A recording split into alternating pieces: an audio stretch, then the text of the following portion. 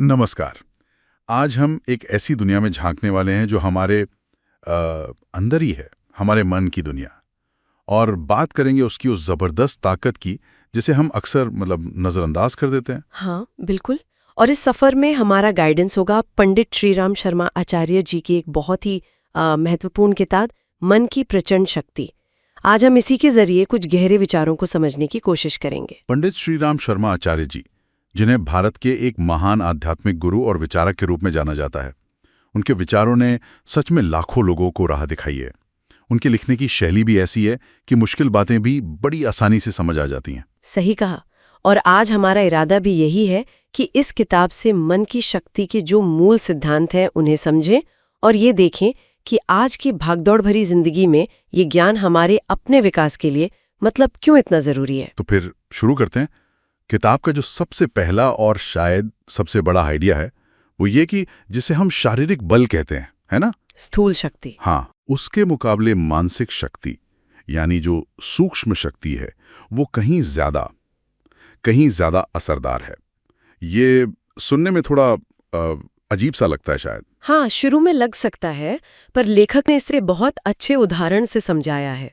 सोचे जैसे भाप है या बिजली या फिर अणु शक्ति, ये सब अपने दिखने वाले साधनों से इंजन से, तार से, यूरेनियम से कहीं ज्यादा ताकतवर है। अच्छा। हाँ, ठीक वैसे ही हमारा मन भी शरीर या दूसरी भौतिक चीजों से ज्यादा सूक्ष्म है और इसीलिए उसकी शक्ति भी कहीं ज्यादा है, प्रचंड है। और आचार्य जी का पूरा जोर इसी अंदरूनी शक्ति को पहचानने और उसे एक तरह से जगाने पर है। वो याद दिलाते हैं कि भारत के प्राचीन ज्ञान में इस मानसिक शक्ति को कितना महत्व दिया गया था। पर आज क्या हो रहा है? विडंबना यही है। बिल्कुल।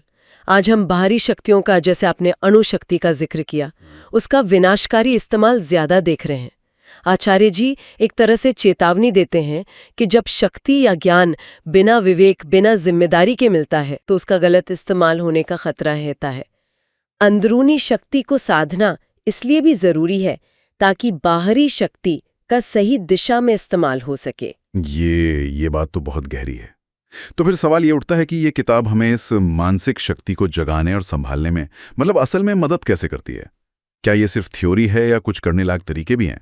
नहीं, इसमें बहुत प्रैक्टिकल तरीके बताए हैं। सबसे पहली सीढ़ी है एकाग्रता, अपने ध्यान को, अपने चित्त को एक जगह टिकाना। एकाग्रता, हाँ। और किताब ये नहीं कहती कि आप घंटों बैठें, बल्कि छोटे छोटे लक्ष्य बनाकर जो हासिल किए जा सकें, धीरे धीरे मन को साधने का रास्ता बताती है। आचार्य जी का एक बहुत अहम पॉइंट है कि रोज का थोड़ा पर गहरा अभ्यास वो बिखरे हुए लंबे प्रयासों से ज्यादा असरदार होता है। एकाग्रता तो ठीक है, पर ये जो आजकल नकारात्मक सोच है ना, किताब में जिसे कुविचार कहा है, उसका क्या करें? वो तो बस आ जाती है दिमाग में। बिल्कुल सही सवाल। किताब इसका भी हल बताती है। वो कहती है कि इन कुविचारों से लड़ने की जरूरत नहीं है, बल्कि उन्हें अच्छे रचनात्मक विचारों से बदलना सीखें। अच्छा, कैसे? इसके लिए दो औजार बहुत काम के हैं। एक विवेक, सही गलत की समझ, और दूसरा वैराग्य, यानी ये समझना कि दुनिया की चीजें और सुख जो है वो टेम्परेरी है, क्षण भर के हैं, उनमें बहुत ज्यादा उलझना ठीक नहीं। जब ये दोनों साथ देते हैं तो मन फिर दुश्मन नहीं रहता, वो आपका साथी बन जाता है। यानी मन को कंट्रोल करने की बजाय उससे अपना दोस्त बनाना। ये बहुत दिलचस्प नजरिया है। और वो जो मन, वचन और कर्म में तालमेल की बात है, किताब में उसका भी जिक्र है। हाँ, वो बहुत जरूरी है। सोचना कुछ, बोलना कुछ और करना कुछ और। ये जो बिखराव है ना, ये हमारी मेंटल एनर्जी को वेस्ट करता है। सही बात है। जब तीनों में एक रूपता आती है, सिंक होता है, तो अंदर एक गजब की शक्ति महसूस होती है। और इसी से जुड़ा है आत्मविश्वास।